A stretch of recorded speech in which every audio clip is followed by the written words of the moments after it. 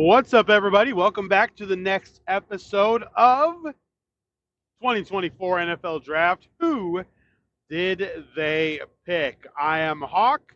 Thank you so much for stopping by. Today, we're going to continue our series of the NFL Draft. Yesterday, we went over the NFC West, kind of did an overview, a little bit of an overview. And as I said, it's how we're going to open up each one of these. So today's overview, I want to look at the overall arching theme of how the draft played out. The draft was controlled. Now, what do I mean by that? Nobody was truly panicking like something was going awry. Now, there's two things I believe that you can accredit this to. Number one, the prospect pool was so deep, you didn't have to panic. Number two, the team needs were varietied enough that it covered the entire prospect pool.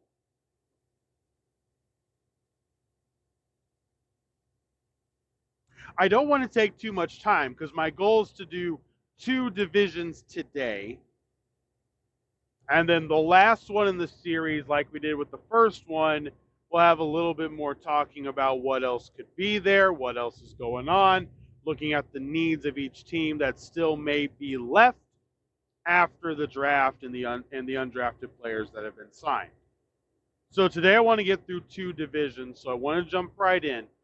But that was the overarching theme of this draft. Everything was controlled.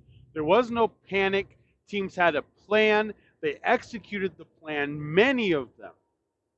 One primarily, and we're going to look at them, so why not? Let's just jump into it. We're going to look at what they did, who they drafted.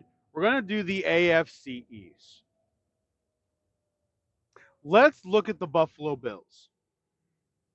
There are a lot of people, rightfully so in a sense, but not rightfully so, questioning what the Bills did. Do you understand what they actually pulled off? The trade with the Chiefs, the only reason the team doesn't, or the fans don't like the trade with the Chiefs, is because it's the Chiefs. Hello? You traded with your nemesis and gave them who many call Cheetah 2.0 in Xavier Worthy. But that pick wasn't going to be for you. So you trade back, get an extra pick. Beautiful. Then you got the last pick in the first round. Carolina wanted their guy. Didn't want to wait till night number 2 so badly that they trade you an extra pick to move up one spot at the freaking end of the first round. They draft Leggetti. Makes sense for Carolina. He could have done okay in Buffalo if Buffalo drafted him. But you got another pick. Remember, Buffalo is retooling this year. They're not tanking. They're not redoing everything. They are retooling.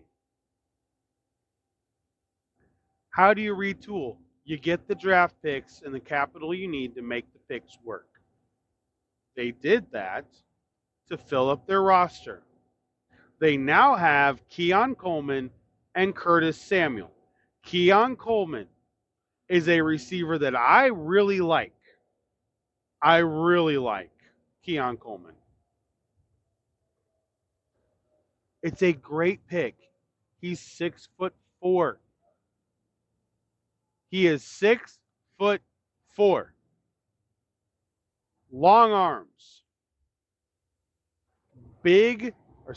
tall receiver in a offense that they have with Josh Allen. Stephon Diggs, I said this so many times, he was too small. That's why Gabe Davis got more throws than he did.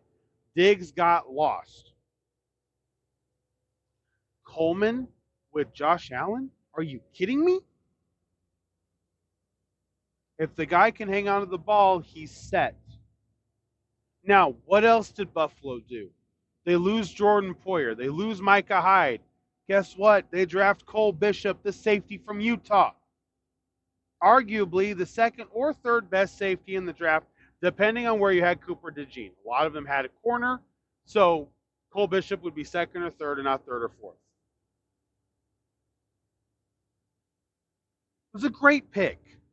They have a hole on their defense. They needed to replace Jordan Poyer. They replaced Jordan Poyer. Then their third round selection, they draft Dwayne Carter from Duke. Smart guy. I know, you're thinking, well, just because it's Duke, he's not. No. Very smart guy.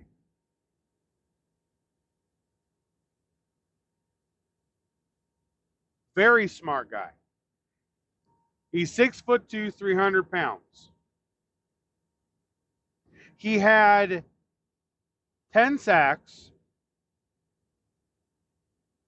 and 7 forced fumbles over the previous 2 seasons. Okay? 7 forced fumbles. That, to me, is a stat that I like. My defensive tackle can force a fumble? I like that stat. He's got some big arms. He's stout.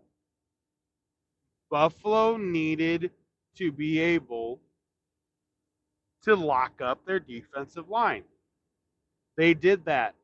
Then they drafted the running back out of Kentucky, Ray Davis. He's going to be the offset back to James Cook. They drafted their center. I love this pick. Granger from Georgia was a amazing pick in the 5th round. I thought he was going to go in the 4th. But, I mean, everybody had who they wanted. Granger is a great pick for them. I think he's going to be starting really soon. Now, just like we did yesterday, we're going to do the whole thing through this whole time. Who in the world is the sneaky pick? I'm not going to go with the kid out of England who has never really played football before. Not going to do that. So, 6th round, we have Grable, the offensive tackle from UCF, or we have Daquan Hardy, the cornerback from Penn State. Honestly, just because it's Sean McDermott, I would have to go corner. But I think Grable, I watched him play. I watched a couple of UCF games. He's 6'6", 310 pounds. I like him. I like it. I could see him becoming a very viable tackle option for Josh Allen. Fully can. Absolutely. No doubt about it. No doubt about it at all. All right, that was Buffalo. Now, let's go to arguably who their rival is right now, who lost a ton of defense and have not recouped it. Lost offensive linemen. Haven't really recouped that either. So the Dolphins did draft mostly need. Their first 2 picks were need. First pick of the draft, Chop Robinson from Penn State. Love the pick for them. Love that pick for them. You needed a true defensive end. You got one in Chop Robinson. Cut, clean, dry. To me, he's a B to B plus player. In Madden, my guess is he'll top out at an overall between 85 and 87. He's not going to be outrageously expensive to keep, not going to be terribly cheap. You're going to want him because you're just going to set him there. He's going to get his sacks. He's going to get pressures. You like him. I like the pick. I think it's a great pick for a defense. Then they continued, and they got Patrick Paul, the tackle out of Houston. They need offensive line. They got offensive line. So in many's view, they are 2 for 2. Here's where it gets interesting. 4th round pick, Jalen Wright, running back from Tennessee. To me, it seems like running back is the last position that the Miami Dolphins need. Now, they fixed it by getting Kamara, the defensive end from, well, edge rusher, technically, from Colorado State. They're in the 5th round.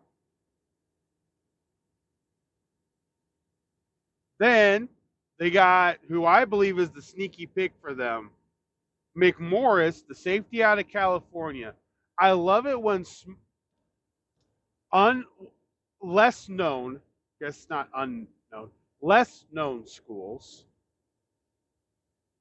get draft picks later in rounds. And here's why. Those are the guys you got to watch out for. Utah doesn't sneak up on people now. Utah used to. They don't now. Okay. This is how picks like from Illinois now, picks from California.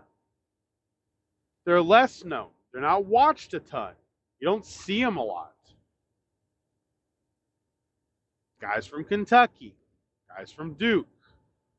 This is how this works. I like that pick for the Dolphins at safety. It makes sense. Patrick McMorris, safety from California, I think fills a need that they have, can probably come in. Will probably be able to play a little bit of nickel because he is 6 foot. He'll be able to run with tight ends. He'll be able to run. He'll be able to match up with some of the tight ends. Obviously, not all of them. We got 6'6" tight ends out here now, okay? Let's just be honest. But I believe he'll be able to play. He's strong, sturdy, and I think it'll be a great pick for them. He's my sneaky pick. But it really confuses me. They drafted Malik Washington, the receiver out of Temple. Why? Don't need another receiver. Then they drafted another one in the 7th round. Like, huh? You've got so many needs. You did it right. Your first 2 picks, offensive tackle and defensive end, were spot on. But then you went to the philosophy that so many teams have gone to that aren't winning. This is the side of the ball we want to focus on. We believe this is our bread and butter. That's fine. Offense can be your bread and butter. If you don't have a defense that can stop them, you're screwed. I do feel the edge out of Colorado State. I do feel it works. Once again, role player needed. Fantastic. That's what you want to do. Fine. But you got so many holes on this defense. You could have drafted all defense and nobody would have said a thing. Offensive line probably would have been questioned. You did the right thing for the first 2 picks. My feeling is they lost it. McMorris, I do like the safety out of California. So, there's that. All right. Now, New England Patriots. Boy, do I think they did good.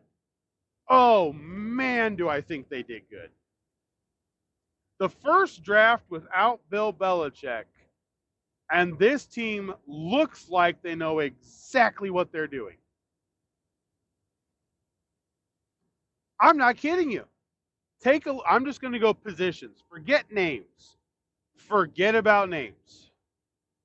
I'm just going to go positions with their picks. Ready? Quarterback, wide receiver, offensive tackle, offensive guard, wide receiver, corner, quarterback, tight end. 8 draft picks. 7 offense. That is a anti-Bill Belichick draft. That is a get rid of that idea that we don't want offense. Oh man, do I love this. First of all, Drake May. I love him. I love him for New England. I do. I love him for New England. And then they got him a receiver. They got him a legitimate receiver. Jalen Polk with their second round pick. I love Polk. Polk had Penix throwing to him at Washington. He's got May throwing to him now in New England. I like this. You got KJ Osborne, the slot receiver. This is a beautiful thing. Downright beautiful draft pick. Then you go offensive tackle. Wallace from Penn State. You go guard. Layden Robinson from Texas A&M. Then you draft another receiver. Baker from Central Florida. Then you finally throw in a defense, which, by the way, I like this pick where they drafted him. Marcus Dial. I liked him in South Carolina. I really did. He's the 6th round pick. Okay. I like it. This is my sneaky pick. Their only defensive player, and I think he's going to be a solid one. Do I think he's going to light everything up? No, not necessarily. But I think we got to stop judging players off of whether or not they light up the scoreboard or light up the stat sheet. Can you just be consistent and be good? How many times do you not let the big play happen? That's the stat I'm looking at. That's the stat I want to know. What's your tackle to broken tackle ratio? Can I rely on you? I think too much of an emphasis is put on, we need these types of players. We need these big players. Dude, let's just be honest. Most all of you that are listening have played Madden. Come on. Without the guys that are ranked 77 to 82 overall, we can't build a full team. Marcus Dial may be a guy that ends up being mostly slot, potentially. He may be more of a zone type corner. So what? If the guy's consistent, if he plays, if he's not a liability, it's a 6th round draft pick that turns into a potential starter. Yeah, I do. I think that's the sneaky pick. 6th round pick, Marcus Dial, corner out of South Carolina. I like that pick a lot for the Patriot team. I really do. All right, final one in the AFC East. Here we go. They did smart. I can't complain about this. This draft, I mostly love it. Olu Fashanu, arguably the second best defense or second best offensive tackle in the draft. Duh, you got to protect your quarterback, whoever it is. Got to protect him.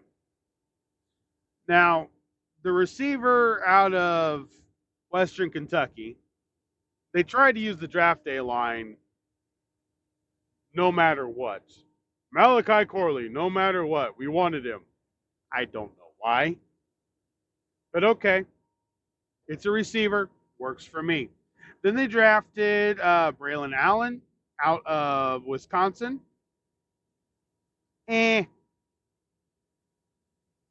Oh, and it's not a bad pick.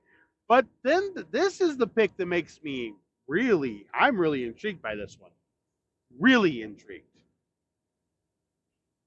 They drafted Jordan Travis, quarterback from Florida State.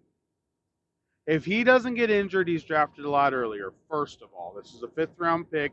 He would have been drafted in the 3rd round easily, if not the 2nd. So that's first of all. Second of all, I like this. I like this. They need a backup. Aaron Rodgers could get injured. Now, I don't like it with Robert Saleh. I don't think it's fantastic, but the offensive line could be there, could be better, so I like where that's at. But they drafted 2 running backs. Overall grade, I mean, I probably have to give them like a B- because they got the offensive lineman, they got a receiver, and they drafted a quarterback in the correct spot for where he was. This was a value pick. If he comes back from the injury, yes, this will be a pick that a lot of teams talk about. Because could he potentially start? Yeah, I like Jordan Travis. I think he, in the right system, he'd start. I really do. In the right system, he would start. So I'm going to give him the benefit of the doubt right now. Give them the benefit of the doubt that they had everything locked in, that they know exactly what they're trying to accomplish, and that's it. That's exactly it. They're locked in, they know what they're trying to accomplish, and they're going to get it done. That's exactly what I'm assuming here. Okay? 10,000%. But overall, a couple question marks. Definitely a couple question marks. Primarily the running backs.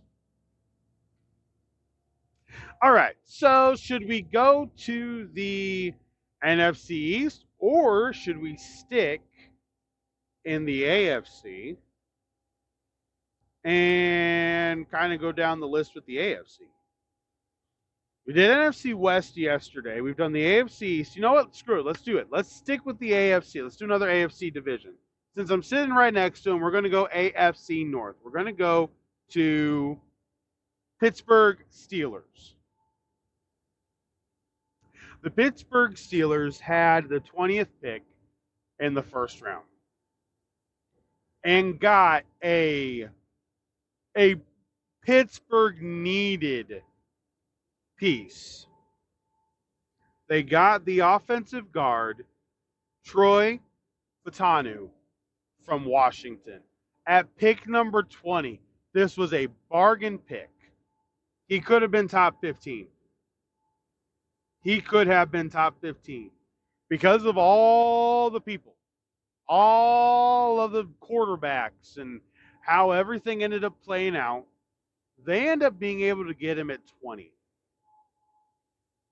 Easily 5 to 7 picks later than what he should have been drafted. I thought it was fantastic. Really, I do. That was a great pick. Know what else was a great pick?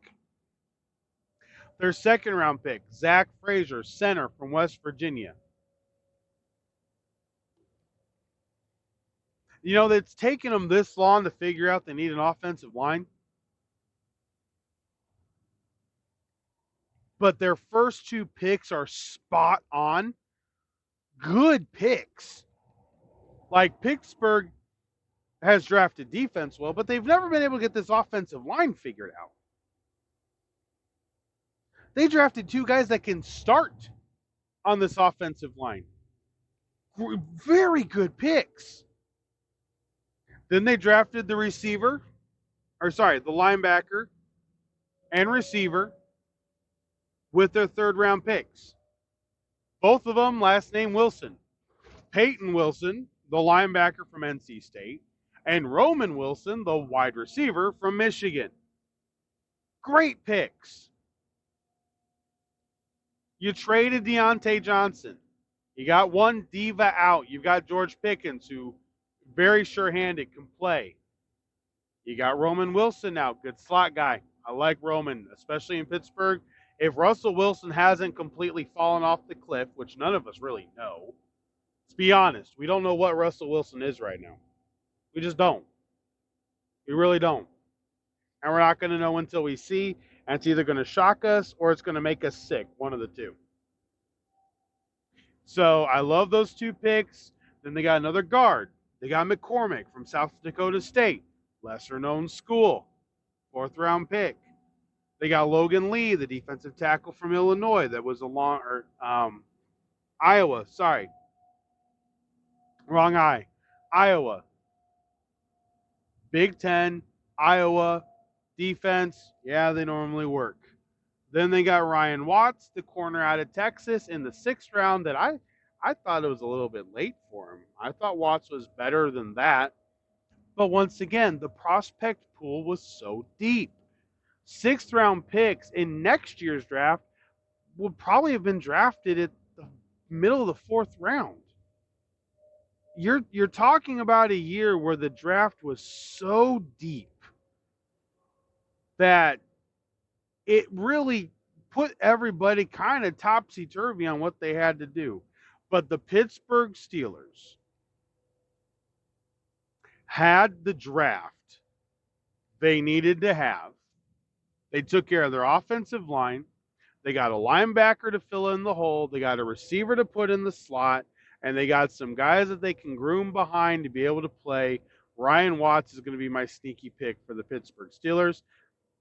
I don't think I think he could really, I think he's got some potential, especially in a team that is defense-centric. I like that pick. I like that pick a lot. All right, let's go to a team that did not have a ton of draft picks. The Cleveland Browns. So they did not draft till the 2nd round. They had a 2nd, a 3rd, a 5th, a 6th, and 2 7ths. I believe they got one of those through a trade. I believe they traded back. So their first pick in the 2nd round, pick number 22 in the 2nd round, was Michael Hall Jr., the defensive tackle from Ohio State. There's multiple ways to look at this. My way of looking at it is they needed a defensive tackle. I like the pick. The pick was smart. You've got your edge rushers. Really, they haven't had a defensive tackle that could dominate since Shaun Rogers. It's been a while, guys. Defensive tackle. The middle guy. I like the pick a lot. I believe he helps Myles Garrett. That defense needed something else. It's a smart pick. It was a good pick. The value is absolutely there in the 2nd round. Absolutely there. I like the pick. Then they go and they get the guard coming off the injury, which is why he fell. Zach Zinter was an end of the 1st, beginning of the 2nd round pick before the injury. He can also play center. I loved this pick from the Browns. Once again, first 2 picks, 2 for 2. Dang good job. Dang good job. Well done. 5th round pick. Now we're getting later, and I understand this. They got Jamari Thrash. It's funny. Got a lot of guys I remember watching growing up. I remember James Thrash. Now we got Jamari Thrash. I remember Jeremiah Trotter Sr. We got Jeremiah Trotter Jr. I remember, obviously, Jerry Rice. We've now got Brendan Rice. We have Michael Pittman Jr. that plays for the Colts already. Jerry Porter Jr. that plays for the Steelers. Like, this is where you start feeling old. Not gonna lie. This is where you start feeling old when you see their kids now getting drafted. That's when you start feeling old. But nonetheless, the first two picks, love them. Jamari Thrash, it's a 5th-round pick, receiver. Listen, they've had injuries. Jerry Jeudy's had injuries. Cooper's had injuries. In receiver, it's fine. Then they drafted the linebacker out of Mississippi State. Drafted the corner out of South Dakota, Miles Harden. And then they drafted a defensive tackle, Briggs, out of Cincinnati. Once again, next year, I think he would have been a 6th-round pick. He's a little brawl. He's very, very inconsistent. Only flashes. Really is all it is. But you got to have depth. Not everybody can start. All right, let's go to Cincinnati. Cincinnati probably made one of the smartest draft picks there is. Pick number 1 for the Cincinnati Bengals at number 18 in the NFL draft, Armarius Mims.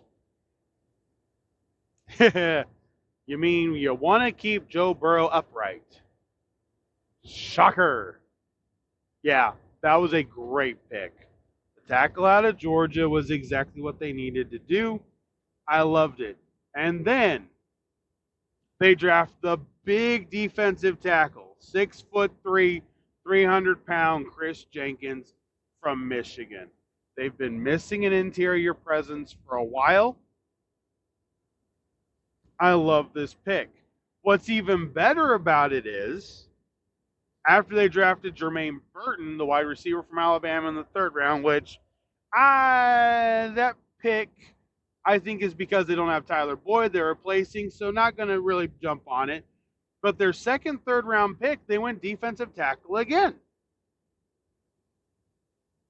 McKinley Jackson from Texas A&M, who is 6'2", 330 pounds. His tape is very inconsistent. When you watch the games, Texas A&M plays all the top SEC teams. He's inconsistent. But you're putting him next to now Chris Jenkins. They could have both rookies starting. Very legitimately have both rookies starting. They then get a tight end from Iowa. Very good. They got Ali. Then they got Josh Newton in the 5th round, the corner from TCU, who I thought was easily going to be a 3rd round pick. He fell. The Cincinnati Bengals had a very good draft for filling the holes that they have. And I believe it's a draft for them to stay competitive and relevant in the AFC North. The Browns didn't have draft picks. They made 2 draft picks that are going to matter. The Cincinnati Bengals easily made 4 draft picks that are going to matter, if not 5. I like what the Bengals did. I really do like what the Bengals did. All right, let's go to Baltimore.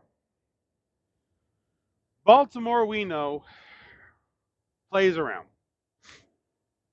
They are a dog that plays with their food. They are that team that you just don't have a flipping clue what they're going to do. I thought they were going to trade out of the 1st round. I thought they were drafting late enough that they would trade out. They did not. Picking number 30, they don't start or continue the wide receiver trend. They draft the corner who I said, legitimately, the last night I talked to my buddy, I told him in the mock draft that I did, watch for Nate Wiggins. If he's sitting here, Nate Wiggins is a zone corner. Tall enough. He's 6'1". He's smaller framed, but he's tall enough, 6'1". Plays zone rather well in a blitz-centric zone defensive scheme that Baltimore runs. I think he fits and I think he starts. Lo and behold, they drafted Wiggins, and my buddy texted me and goes, "You called it." And I said, "Yep." They have their guy that they need to have starting. They have a starting corner. They were able to draft him fantastically. Then at the end of the 2nd round, No playing around, no changing a bunch of stuff. They draft the other tackle from Washington, Roger Rosengarten, 6'5", 310-pound offensive tackle, who my guess is can probably move into guard because Baltimore does have a tendency to do stuff like that. That's what they do a lot, actually. And then they did the pick that I know a bunch of people are afraid of because we were wondering when this guy was going to come off the board. Not because he's bad, not because there's something wrong, just because most people felt Adisa Isaac wasn't a true defensive end. Chop Robinson was a true defensive end. Okay. Chop Robinson from Penn State, we knew was a true defensive end. Adisa Isaac, most everybody felt the same about it. Most everybody felt the same. Edge rush needs to be in a 34, can't put his hand in the dirt. That's not what he's going to be doing. That's what we felt. Lo and behold, Baltimore gets him. At the end of the third round, they get Isaac. And then they get Devontae Walker, the receiver from North Carolina. They also get TJ Tampa, the corner from Iowa State, right in the fourth round, right where I thought he would be. They're so good at drafting. They draft 2 centers at the end of their draft, 7th round picks. They drafted Devin Leary, the quarterback from Kentucky. I like that pick. You lost Anthony Brown. You need another backup quarterback. I'm okay with this. I'm okay with this. It makes sense. They drafted a running back, Rasheem Ali from Marshall. I like his twitchiness. He fit. Listen, it's Baltimore. Baltimore and running backs go together like mashed potatoes and gravy. You can't fault them for drafting a running back. That would be stupid. Just can't do it. So we're not going to fault them for drafting a running back. We're not going to fault anything right now of how it all played out. It all fits. Everything fits. So you got to look at Baltimore's draft and go, professional organization, knew what they needed to do, took value when they could take value, drafted need when they needed to draft for need. And today, still looks like the best team in the AFC North, and still looks like the team that's going to make the run for a Super Bowl.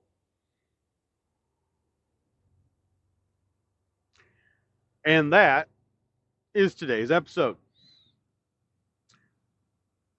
Lots of stuff happens in the NFL draft. Let's wrap this up. Lots of stuff happens. But every single year we get shown which organizations actually know what they're doing and which organizations keep just trying to figure it out.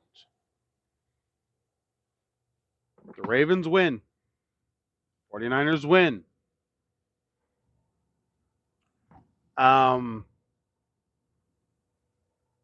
You just the way it all plays out, man. The way it all plays out. It's fun to watch great organizations draft. Great organizations do free agency. It just makes it fun to watch them work. And it's a wonder why people keep signing 49er, Ram, Raven, Eagle executives. They know what they're doing. They keep proving it. All right, guys, that's it for this one. Thank you so much for stopping by. Make sure that subscribe button, the like button, the notification bell. And I will see you guys tomorrow for another episode of Sports Talk with Hawk. Until then, I'm Hawk, and I'm out.